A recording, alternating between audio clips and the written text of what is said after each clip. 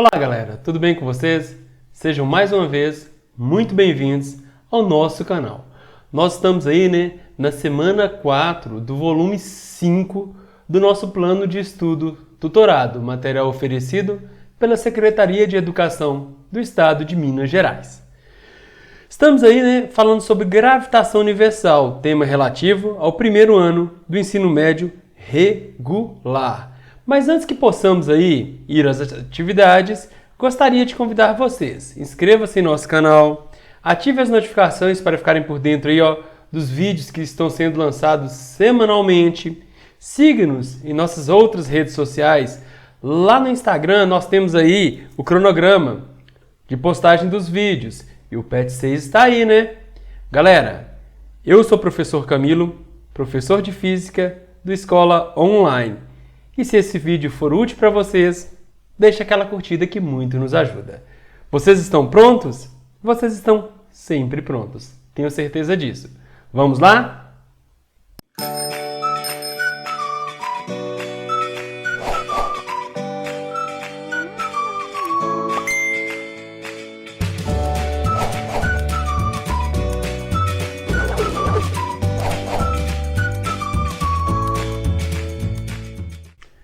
Pois bem, eu disse na semana 3 aí que eu ia começar essa próxima semana enunciando as leis de Kepler. E essa primeira lei nós já falamos aí na aula passada, O que Kepler observou ao enunciar a sua primeira lei? Que os planetas descrevem uma trajetória elíptica em torno do Sol. E esse Sol ocupa um dos focos dessa elipse. O ponto mais próximo aí, que um planeta chega do Sol é chamado de periélio. O ponto mais afastado é chamado de afélio, certo? E aí a segunda lei de Kepler é a lei das áreas. O que diz isso? O segmento de reta que une o centro de um planeta ao centro do Sol varrerá áreas iguais em intervalo de tempos iguais. Ou seja, se a área 1 aqui, medida quando esse planeta sai do ponto A e vai até o ponto B, é igual à área 2 quando esse planeta sai de um ponto C e chega a um ponto D, se essas áreas são iguais, o tempo que se levou para percorrer essas distâncias também é o mesmo. Uma relação aí, de área varrida por tempo de volta de trajetória é a chamada velocidade areolar. Nós vimos isso na aula passada, Então, se você pegar a área varrida e dividir pelo tempo de voo aí, você terá uma constante para cada planeta chamada velocidade areolar. Então, cada planeta tem a sua velocidade areolar. Então, cuidado que planetas diferentes terão velocidades areolares diferentes. E outro detalhe a se observar é que a velocidade de órbita não se mantém constante, segundo Kepler. Certo? Quanto mais próximo um planeta estiver do Sol, maior é a sua velocidade, sendo que a velocidade máxima desenvolvida é no periélio. Quanto mais afastado um planeta estiver do Sol, quando ele mais se afasta, mais vai diminuindo sua velocidade, menor é a sua velocidade, sendo que a menor velocidade escalar desenvolvida seria no afélio, que é o ponto mais distante da trajetória em relação ao Sol, Tranquilo, galera?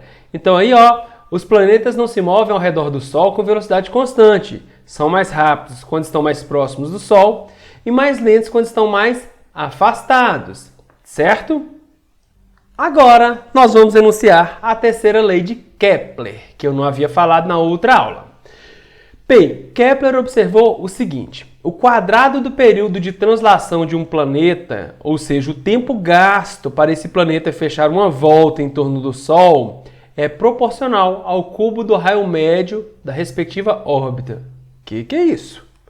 Vamos lá, vamos devagar aí, porque até então não disse nada, Imagina o Sol aqui, você imagina dois planetas orbitando, girando em torno do Sol.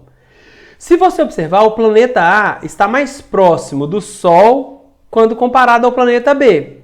Gente, Kepler disse o seguinte: o período de revolução é o tempo que se leva para se fechar uma volta, ou seja, um ano planetário. Gente, quanto vale um ano terrestre aí? 365 dias, 6 horas e 24 minutos é o tempo que a Terra leva para dar uma volta em torno do Sol. Kepler disse o seguinte, ó, que se você pegar o período, o tempo que se gasta para uma volta completa, levantar o quadrado e dividir pelo cubo do raio médio da distância aí, ó, que separa esses planetas aí do Sol, vamos pensar assim, isso será sempre uma constante.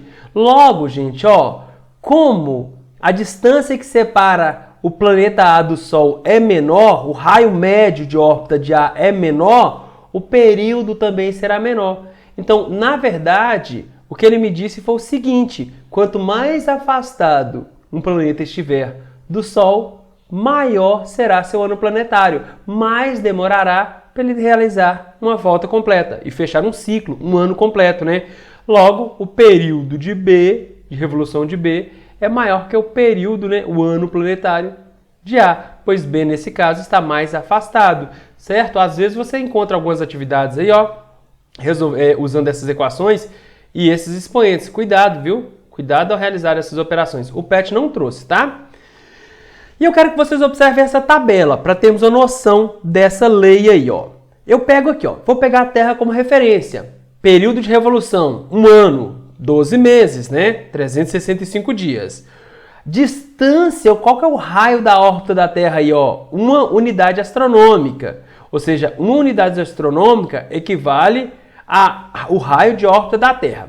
Vamos comparar isso com outros planetas. Observa Mercúrio. Gente, Mercúrio não está mais próximo do Sol? Tanto é que ele dá distância, ó, 0,38, 39 unidades astronômicas, certo? Mercúrio está mais próximo do Sol quando comparado à Terra. O tempo, o período de revolução de Mercúrio em relação ao Sol é menor do que o período de revolução da Terra em relação ao Sol. 0,24 anos terrestres, ou seja, enquanto a Terra leva 12 meses para dar uma volta em torno do Sol, Mercúrio levaria aí, ó, 1/4 de tempo, ou seja, aproximadamente 3 meses para dar uma volta completa em torno do Sol, pois Mercúrio está mais próximo do Sol. Gente, pega agora, por exemplo, Netuno. A distância que separa Netuno do Sol é mais de 30 vezes maior do que a distância que separa a Terra do Sol. Observa aqui, ó, raio de órbita. Logo, quanto maior a distância, maior é o período de revolução do planeta em torno do Sol. Galera, o período de revolução de Netuno em torno do Sol, 165,4 anos. Eu estou dizendo o seguinte, enquanto a Terra realiza 165 voltas em torno do Sol, Netuno terá fechado uma volta, certo? Quanto mais distante o planeta estiver do astro central, né, do Sol, maior será seu período, isto é, maior será seu ano planetário. É isso que eu gostaria de deixar para vocês no entendimento dessa lei, não necessariamente esses cálculos algébricos aí, ó, às vezes mais chatos de se fazer. Agora vamos falar da lei da gravitação universal de Newton. Newton trabalhou aí, ó, na gravitação universal também. Newton disse o seguinte, Newton disse, professor Camilo é um cara atraente. Sim, ele disse isso. Na verdade, eu estou um pouco enciumado aí em relação ao Charles e ao professor Gabriel, né? Vocês falam que é charmoso, bonito, tá? Aí eu estou um pouco enciumado. Mas Newton disse isso. Na verdade, Newton disse o seguinte, ele foi mais clássico. Quando dois corpos atraem-se por uma força, essa atração dois corpos atraem-se por uma força que é diretamente proporcional ao produto de suas massas e inversamente proporcional ao quadrado da distância que separa seus centros de gravidade. Como, galera, eu tenho massa e um outro corpo tem massa, segundo Newton, eu estou atraindo esse outro corpo. Os corpos se atraem, porque se eles têm massa, segundo Newton, eles se atraem. Então, eu posso dizer que eu sou um cara que atraio os objetos. Certo? Mas vamos observar um detalhe logo em relação a isso. Pensemos a lei da gravitação assim, ó. Imagina o Sol com sua massa, mzão, M maiúsculo. E eu tenho a Terra com a massa mzinho. Como esses dois corpos têm massas, estão separados por uma certa distância, eles estão se comunicando, eles estão se atraindo com a força de atração gravitacional. A atração, tá? Não vai ter repulsão aqui não. Fg é a força de atração gravitacional no sistema internacional da de Newtons. Massas aí, ó, tanto a massa do corpo central do Sol aí, ó, quanto a massa da Terra nesse caso, que vai orbitar aí, ó, que vai girar em torno do Sol, dado em quilogramas. A distância que separa o centro de gravidade desses objetos aí, ó, dado em metros. E aqui nós temos uma constante universal da gravitação. Essa constante G maiúscula aqui, ó, ela vale para a relação entre quaisquer dois planetas, os dois astros, os dois corpos celestes, tá? Ela é universal, ela sempre terá esse valor. Então é o seguinte, você me pergunta, poxa Camilo, você brincou que você é um cara atraente. Só que você está me dizendo que se os corpos têm massa, eles se atraem. E por que a gente não observa isso? Por que eu não estou observando o objeto ser arremessado em direção a mim? Pelo seguinte, galera, observem o valor dessa constante, ó, 6,67 vezes 10 a menos 11. Ela está multiplicando aqui, ó, o produto entre as massas. Logo, para que essa força de atração gravitacional entre corpos seja apreciável, o produto entre as massas tem que ser elevadíssimo. Tanto é que eu só observo essa força atuando com corpos celestes aí, né? Com corpos de massa gigantesca. Por exemplo, a relação entre Sol e Terra, ou Terra e um satélite qualquer aí, né? Terra e Lua, enfim. Então, é por isso que vocês não observam aí, ó, não ficam aí susceptíveis a essa força de atração gravitacional entre objetos aí de pequenas massas, né? No nosso cotidiano. Mas sim, quando você relaciona o teu corpo com a Terra, você percebe a atração gravitacional, a força gravitacional que a Terra, por exemplo, exerce sobre nós, porque a Terra tem uma massa elevada, né? Aí o produto entre as massas é significativo quando multiplicado com esse valor da constante gravitacional. Então, gente, ó, essa força de atração, ela representa um par ação-reação, ó. As forças de atração gravitacionais, né, representam par ação e reação. Ela tem mesmo valor. Se o Sol atrai a Terra com a força F, a Terra atrairá o Sol com a força de mesma intensidade, mesma direção, nesse caso horizontal, só que sentidos opostos. Repara que a força de atração da Terra pelo Sol está para a direita e a força de atração que o Sol exerce na Terra está para a esquerda, sentidos opostos, o que configura um par ação e reação. Tá bom? Agora vamos falar nesse tal de campo gravitacional, que vocês já ouviram algumas vezes aí, ó. Considere G igual a 9,8 metros por segundo ao quadrado, 10 metros por segundo ao quadrado, campo gravitacional terrestre. Tá bom. Gente, primeiro, observe a Terra e a Lua orbitando aqui, ó, girando em torno da Terra em trajetória curvilínea. Galera, lembra do princípio da inércia? Se a resultante das forças que atuam sobre a Lua for nula, ela tende a continuar seu movimento em trajetória retilínea com velocidade escalar constante. Só que a Lua não vai embora. Tem alguém forçando a Lua a realizar essa trajetória aqui, ó. Vamos considerar circular, tá? Newton trabalhou com a trajetória circular e com a velocidade de órbita constante, sem perda de generalidade. Então imagina essa trajetória curvilínea aqui da Lua em torno do Sol. Estão vendo que a trajetória é curvilínea? Logo, galera, existirá uma força de interação entre Lua e Terra, que é a força gravitacional. Nesse caso, eu posso até chamar de força centrípeta, certo?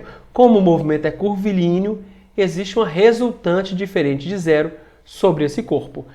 A ideia seria mais ou menos essa, ó. Tá vendo aqui, ó? Eu tenho um corpo de massa m, ele está aqui, ó, imerso no campo gravitacional terrestre, esse corpo é atraído pela Terra. Nosso caso, né? Nós aí que temos massa, estamos sobre a superfície terrestre, a Terra nos atrai. Essa é a famosa força-peso, que é o produto da massa vezes a aceleração gravitacional, dará a sua intensidade. A intensidade aí, né, do peso é dada em newtons, a massa do corpo orbitante, eu chamei mzinha, né? Tá vendo esse corpo? Vamos dizer que ele está girando, ó, como se fosse a massa da Lua aqui, ó, ele orbita a Terra. E a aceleração gravitacional é dada em metros por segundo ao quadrado. Agora olha outra situação aqui, ó. Você tem um corpo caindo, tem um rapazinho bonequinho caindo, socorro. Repara que a Terra atrai esse sujeito. Força de atração gravitacional, ó. Força da Terra sobre esse corpo aqui, ó. Logo, galera, essa é a força de atração gravitacional. E emissão é a massa do corpo central, como se fosse a massa da Terra aqui, ó, a massa da Terra aqui nesse caso. Logo, eu posso falar que a força peso é igual à força gravitacional, porque essa força peso aqui, ó, ela representa a força gravitacional que faz com que, nesse caso, até mude o sentido do movimento aqui, né? Dando uma trajetória elíptica ou circular, se vocês quiserem. Peso é igual à força gravitacional. Peso é massa vezes gravidade, força gravitacional, constante gravitacional, massa que multiplica massa do corpo orbitante dividido pela distância ao quadrado que separa os corpos. Posso cortar massa com massa, eu chego nessa equação, que a aceleração gravitacional é igual à constante da gravitação, que vocês viram o valor, massa do corpo central, que vai ser uma constante também, né? Dividido pelo quadrado da distância que separa o centro de gravidade dos corpos. Eu posso escrever essa equação dessa maneira aqui, ó. Se o corpo estiver sobre a superfície, essa distância que separa o centro de gravidade dos corpos é o próprio raio daqui, né? Desse planeta, né? O raio aqui desse planeta, ó, como se fosse a Terra. Então, eu troquei aqui, ó, D pelo raio da Terra, tá? É a mesma equação, só que eu estou considerando aqui, ó, esse corpo sobre a superfície terrestre. Imagina agora esse caso. A Lua não está em contato com a superfície terrestre. Tem uma altura aqui, ó, uma altura que separa a Terra da Lua. Seria esse caso, ó. Se o corpo estiver a uma altura h, essa distância d seria o raio da Terra, por exemplo, considerando a Terra e a Lua, né? Mais essa altura que separa o centro de gravidade dos corpos. Então eu posso escrever essa equação dessa forma, sem perda de generalidade. Certo? Vejam vocês que a aceleração gravitacional local não depende da massa mzinho do corpo orbitante. Corpos em órbita, velocidade orbital. A ideia é a seguinte: nós temos que lançar aí, né, um satélite, por exemplo, aí, com uma certa velocidade para que ele possa entrar em órbita em torno da Terra. Se você lançar esse satélite com a velocidade abaixo da velocidade orbital, pode haver o colapso, a colisão do satélite, ó, com a superfície terrestre. Está vendo aqui, ó, duas trajetórias A e B? Ao final, esse objeto lançado se chocou com a Terra. Se você utilizar uma velocidade muito elevada, esse satélite pode sair da órbita e se perder no espaço. Nós podemos até calcular a velocidade de escape. Eu não vou fazer isso aqui não, mas tem como calcular a velocidade de escape, ó, aqui. Eu quero saber qual é a velocidade que deve se lançar esses corpos de massa m aqui, ó, para que eles cheguem, entrem na superfície aqui, ó, no campo gravitacional terrestre, né, adentrem aqui e comecem a orbitar a Terra. É isso que eu quero, ó. Tem um corpo de massa m aqui, pode ser a Terra, tá? Eu tenho uma distância rzinho aqui que separa o centro de gravidade desses dois corpos e eu tenho uma trajetória aqui, ó, circular. Então, órbita circular. E eu quero saber a velocidade que esse corpo deve girar aqui, ó, velocidade v. A ideia é essa aqui, ó. Eu tenho uma força F perpendicular ao vetor velocidade que faz mudar a direção da trajetória desse corpo orbitante, como se fosse esse satélitezinho aqui, ó. Vai mudando a direção. Logo, gente, essa força é a força gravitacional, que comunica a massa do satélite com a massa da Terra. Mas ela representa a força centrípeta. Nós tivemos muita dificuldade aí, né? Quando falamos de força centrípeta, foram exercícios mais difíceis, o PET condensou bem e eu senti alguma dificuldade nesse trabalho. Muitos alunos aí se queixaram que não estavam entendendo muito bem as aulas, mas também em função de várias informações que vocês teriam em meses, nós tivemos que fazer isso em um vídeo de 30 minutos. Então a força gravitacional é a própria força centrípeta. Quem é a força gravitacional? Vimos hoje. Constante gravitacional, massa do corpo central, que multiplica massa do corpo orbitante, dividido pela distância ao quadrado, que separa os centros aí dos dois corpos. Isso vai ser igual à força centrípeta. Massa, velocidade instantânea ao quadrado, dividido pelo raio. Só que eu coloquei D aqui, tá? Essa distância D aqui, ó. O raiozinho é D.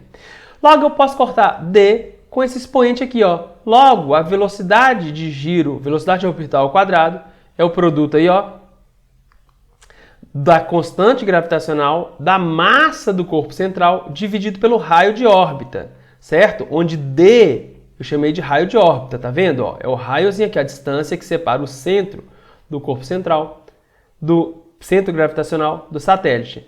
Aí você pode escrever dessa forma, ó, a velocidade orbital é igual a raiz dessas grandezas aqui. M, massa do corpo central, e essa distância R aqui, ó, seria o raio do planeta somado à altura que se encontra esse objeto em relação à superfície do planeta. Certo, galera? Galera, cuidado! Quanto mais distante o corpo orbitante, o corpo que gira, estiver do astro central, menor será a sua velocidade. Observem aqui, ó, Rzinho está dividindo, não tá? Então, quanto maior for esse R aqui, ó, essa distância que separa esses dois corpos, menor vai ser a velocidade, certo? Orbital. Outra coisa, a velocidade de giro e a velocidade orbital, essa velocidade aqui, ó, de translação, não depende da massa do astro em órbita, não depende da massa do satélite. Se fosse Terra e Lua, a velocidade aqui, ó, orbital nesse caso, se fosse um lançamento lá, né, não dependeria da massa da Lua. Mas nesse caso eu estou considerando satélite e lançamento, tá? V não depende da massa do astro em órbita, mas sim da massa do corpo central e da distância entre os centros de gravidade dos corpos. O que eu estou dizendo para vocês? Se vocês pegarem dois satélites de massas diferentes que orbitam aí o mesmo planeta a uma mesma órbita, ou seja, a uma mesma altura da superfície, a um mesmo raio de órbita, terão a mesma velocidade de órbita. Mesmo que as massas dos planetas sejam diferentes, nós observamos que a velocidade orbital não depende da massa do corpo que gira em torno do corpo central. Cuidado com isso, tá? Tranquilo? Beleza, galera. Partamos então para as atividades. Atividade 1. Considerando as leis e conceitos da gravitação, é correto afirmar que, de acordo com as leis de Kepler, os planetas descrevem órbitas elípticas em torno do Sol, sendo que o Sol ocupa um dos focos dessa elipse. Isso é verdadeiro, né, gente? A primeira lei lá, enunciada por Kepler. Isso é verdade, é a resposta. Então vamos ver o que está errado nas outras.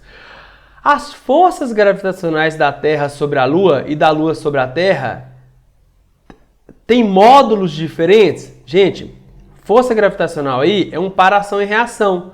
Logo, elas têm que ter mesma intensidade, mesmo módulo, mesmo valor numérico, né? Então não podem ter módulos diferentes. Letra C. Dois satélites artificiais de massas diferentes, descrevendo órbitas circulares de mesmo raio em torno da Terra, têm velocidades escalares diferentes? Ó, falso. A velocidade não depende da massa do corpo do astro em órbita, mas sim da massa do corpo central. Dois satélites aí estão orbitando o mesmo planeta. Da distância que os separa. E aqui eles estão falando que eles estão têm mesmo raio de órbita, então é falso. Logo, esses dois satélites aí, ó, têm velocidades escalares aí, né? Iguais. Então isso aqui é falso. Sabendo que a lei das áreas de Kepler estabelece que a reta que liga um planeta ao Sol varre áreas iguais em tempos iguais, conclui-se que quando o planeta está mais próximo do Sol, ele move-se mais lentamente do que quando está mais afastado. É o contrário, né? Quanto mais próximo o corpo orbitante estiver do Sol, maior será a sua velocidade de giro, né? Sua velocidade escalar, certo? Sua velocidade de translação. Beleza? Quanto mais próximo estiver, mais rapidamente ele se moveria. Por isso que a letra D está errada. E letra E. A intensidade da força gravitacional na superfície de um planeta de massa m e de raio r é dada por essa expressão? Não. Isso aqui seria a aceleração gravitacional, né? A força gravitacional, aqui faltaria para ser igual à força gravitacional a massa do corpo orbitante. Ó. Essa seria a equação aí, ó, para a lei de Newton, para a gravitação. Beleza? Vamos partir para a próxima questão. Tá bom. Marque a opção que descreve o valor da velocidade horizontal que um satélite de comunicação deve ser lançado para entrar em órbita a partir da superfície terrestre. É esse aqui. Você lança o satélite, ele vai começar a girar, né?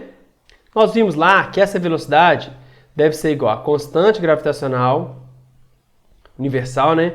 massa do corpo central e dividido pela distância que separa o centro aí desse planeta e desse satélite. Galera, fazendo aí, ó, uma pesquisa, vocês vão ver que a constante universal, como eu mostrei para vocês, tem esse valor, 6,67 vezes 10 a 11 newtons metro quadrados dividido por quilograma ao quadrado. A massa aí da Terra, aproximadamente aí, ó, 6 vezes 10 a 24 quilogramas. E o raio da Terra, aproximadamente 6,4 vezes 10 a sexta metros. Tudo no sistema internacional. E lembra, essa velocidade aqui, ó, de translação, não depende da massa do satélite, não depende da massa do corpo orbitante. Substituindo os valores aí, você chega nisso aqui, ó, 6,67 vezes 10 a 11, que multiplica 6 vezes 10 a 24, dividido por 6,4 vezes 10 a sexta. Eu convido vocês a tentarem não usar a calculadora para esse caso dessas contas. Às vezes temos umas contas mais difíceis mesmo quando está estudando mecânica de corpos celestes. Mas nesse caso, vamos tentar aí chegar mais próximo do resultado. Gente, observa que eu tenho aqui em cima 6,67 e aqui, ó, no denominador 6,4.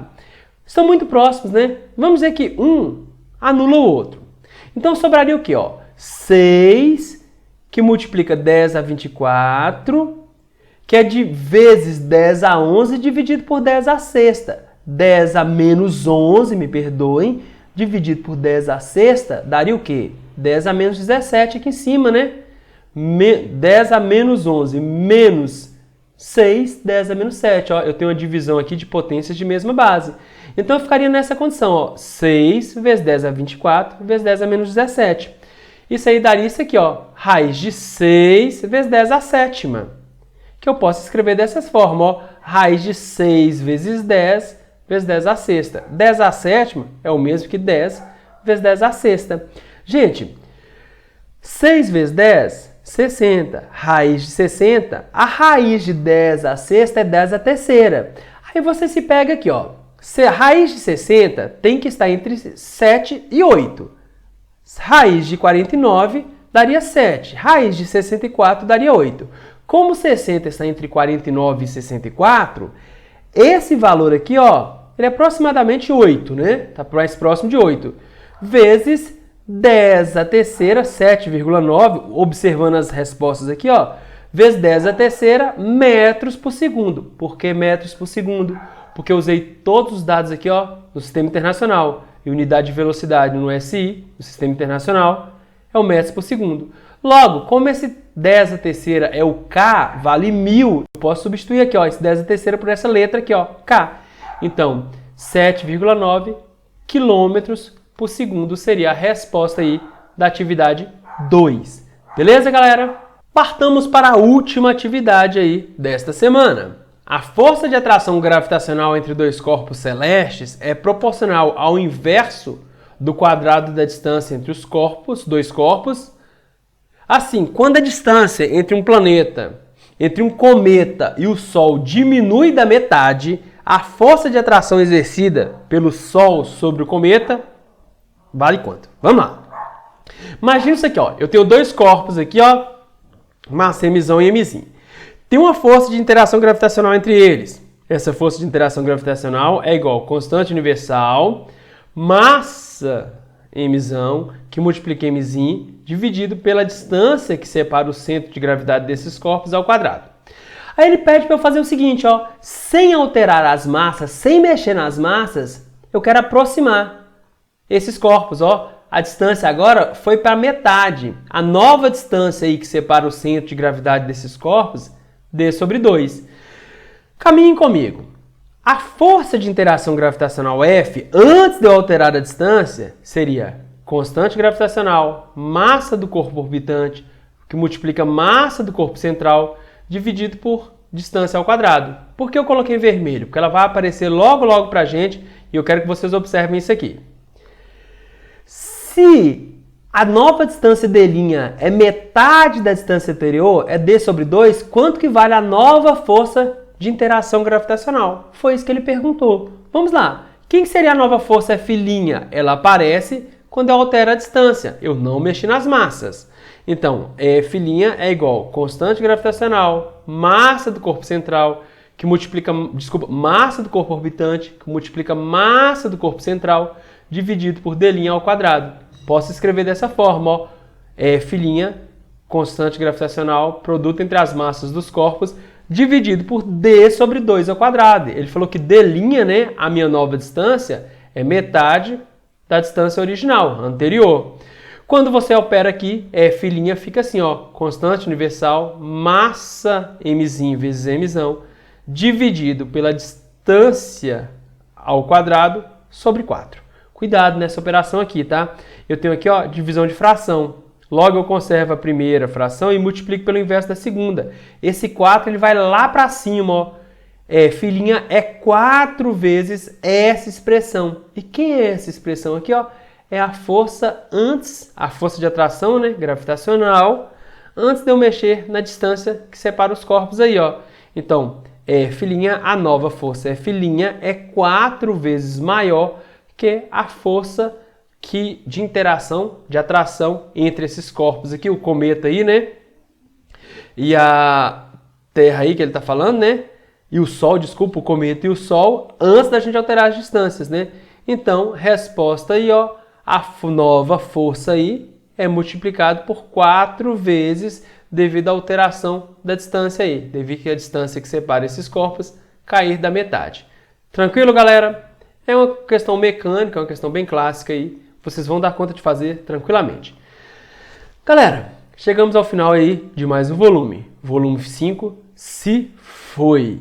Agradeço muito a interação com vocês, tá? Tem sido muito enriquecedora. Preparemos-nos para o PET 6. Estamos aí. Se essa aula foi útil, deixa aquela curtida para nos ajudar. Eu sou o professor Camilo, professor de Física do Escola Online. Bye, bye!